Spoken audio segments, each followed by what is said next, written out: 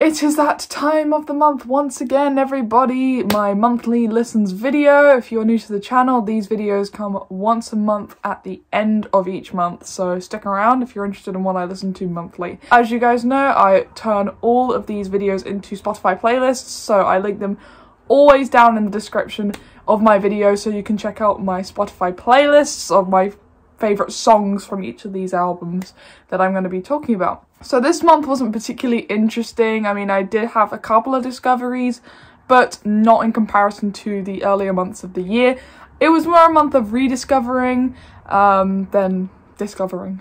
But what I did listen to was very good. Now, I'm a little worried that some of these might have been in previous monthly listens, and I'm just going to go with it because sometimes you just go back and forth between listening to albums. I mean, I've kind of refrained from putting a lot of albums in here that I've actually already listened to because it'd be a bit boring to just talk about ones that I've already talked about before. So I'm going to try and talk about all these new ones today. So let's start with the first album. You can't really see it. Oh. The first album that I've been listening to a lot this month, Benefit by Jethro Tull. I've been listening to a lot of Jethro Tull in the past couple of months. I'm not sure if I mentioned Thick as a Brick in my last one, because that is my favourite album by them.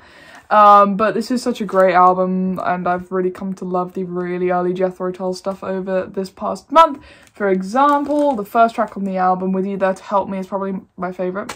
You know, To Cry You a Song, and all that great stuff. This particular copy is a Record Store Day one. It's numbered. I don't know if you can see that. Whoops. But this is a fantastic album, and if you have not dug into the very early Jethro Tull stuff, then you should. I believe this is their third album, this one. So definitely give it a listen. It's very, very good. I am very much sure that I listened to this a while ago and put it in a video a while ago, but I'm going to mention it again because I've been listening to so much of this band this month. So the next couple are going to be from the same band. So the first one here is Octopus by Gentle Giant. They've become one of my favourite bands at the moment. I know for sure I have included this in a monthly listens before. I know I have, and I'm repeating myself, but it is a fantastic album, and I revisited it this month after listening to Freehand, which I'll get onto in a moment, because I've got the Unburied Treasure box set, so it makes it very easy to kind of go through their discography and listen and pick out what I really like and revisit what I really like. And this is one that I revisited a couple of times this month, especially, you know, Think of Me with Kindness and stuff like that. It's such a great, great album, this. I really recommend it to all of you who are getting into progressive rock to definitely try out Gentle Giant. And talking of Freehand, this month, Burning Shed, I believe it was. Well, it was Gentle Giant, but the new Steven Wilson 2021 remix of Freehand, and I bought it, of course. I mentioned this in my haul video for the month. This is a fantastic remix of a fantastic album.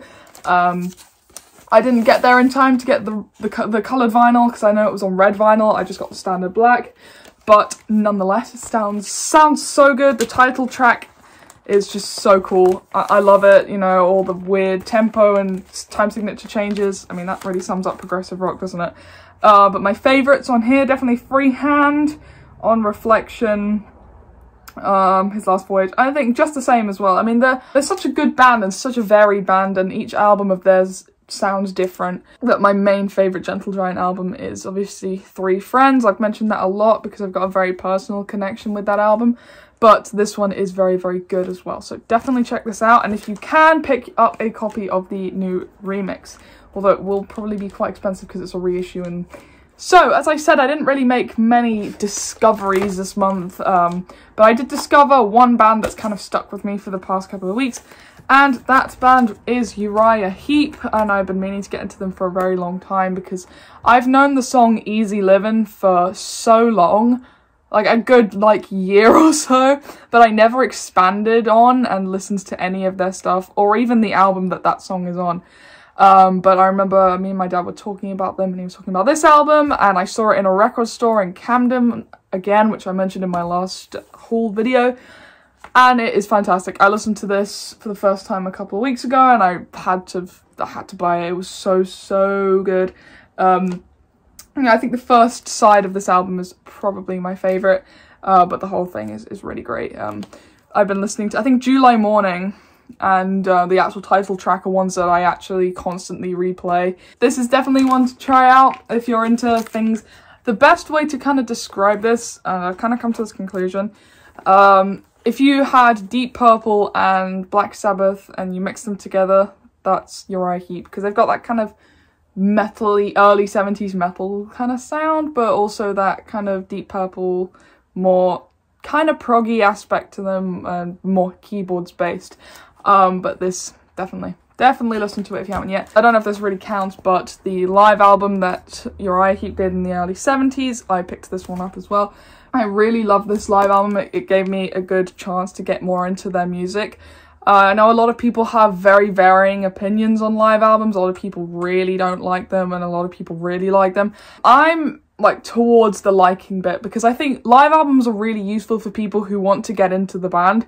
Well, for me at least, you know, when I listened to ELP and Genesis and Yes for the first time, one of my first exposures to Yes was Yes songs, and I just fell in love with a lot of the live versions of those Yes tracks via Yes songs, and same with Rush as well. And I think Renaissance was one that I really got into them because of their live stuff. So it really kind of varies. A lot of people don't really like extended recordings and all that kind of stuff, but I guess to be a prog fan, you gotta like extended things, you know. Just makes sense to me. But this is a really great live album, helped me get into their earlier discography, and I actually picked up Salisbury, which is a fantastic album. I got it for my dad for Father's Day this year, but I really recommend this live album. It is fantastic. I really love the live version of Easy Living on this. I don't know, I really love crowd atmospheres, because I've seen clips of more modern day artists and the crowds are so dead.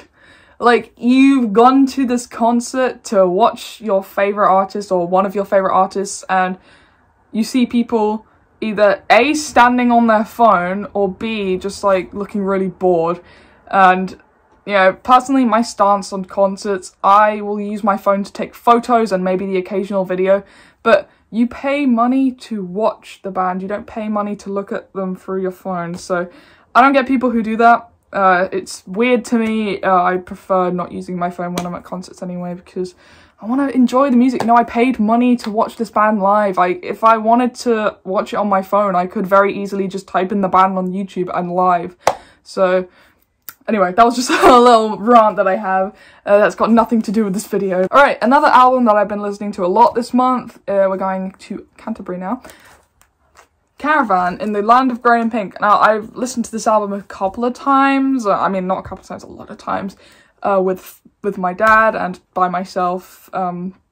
I talked about this album when I was featured on Sea of Tranquility's video about our top 5 Canterbury scene records. But this is definitely one of my favourite albums of progressive rock in general. The quirkiness, the very, very English atmosphere of it, you know, it's really good, and I don't know how to really describe it without telling you to listen to it, because it is so great. And it's kind of like a, I don't know, I think that definitely for me, my favourite tracks from this were obviously the title track, which is really good, and also the big long track at the end, which is 9 Feet Underground, which is a great long track. It's got loads of different sections in it, as you guys know. Usually when a prog band does a 20-minute long track, it's usually split up into either 5 or 6 little individual sections. So definitely give this one a try. It's got some amazing artwork and some amazing musicianship. And the very last album on my listens list is I, Robot by the Alan Parsons Project. I know last month I was talking about Alan Parsons a lot, but this month was mainly this album, and this is one of the earlier ones. But it is a fantastic album. I recommend this for people who might want to, you know, get into prog as well, because it's kind of, it is prog, but it's like not at the same time. I've come to that kind of conclusion that it's not completely progressive rock, but it is at the same time. Like, I don't really know how to describe it, but it is very good. Big fan. Not my favourite of the Alan Parsons Project discography. I think my favourite's probably probably Eye in the Sky at this point, or Kind of a Friendly Colour's good as well. That is the end of my June 2021 favourites video. Let me know what you guys have been listening to, and I will try and like all the comments. Again, sorry about yesterday not doing the live stream. It was a friend's birthday and it just got really complicated, so I wasn't able to do my live stream. But I will be doing it at some point in the next week or so, because I really like streaming and talking to you guys. So if you liked the look of anything that you've seen in this video, you can always check out my Spotify, where I put all of my favourite songs from those albums into a playlist for the month, and you can check all those out. And I have all of them from June backwards to January as well, so plenty of music there. And yeah, see you guys tomorrow. I've been uploading every day this week. I just realised that. I haven't done that in a long time. But yeah, thank you guys for watching. This is quite a rare occurrence. This probably won't happen again for a while. Bye bye.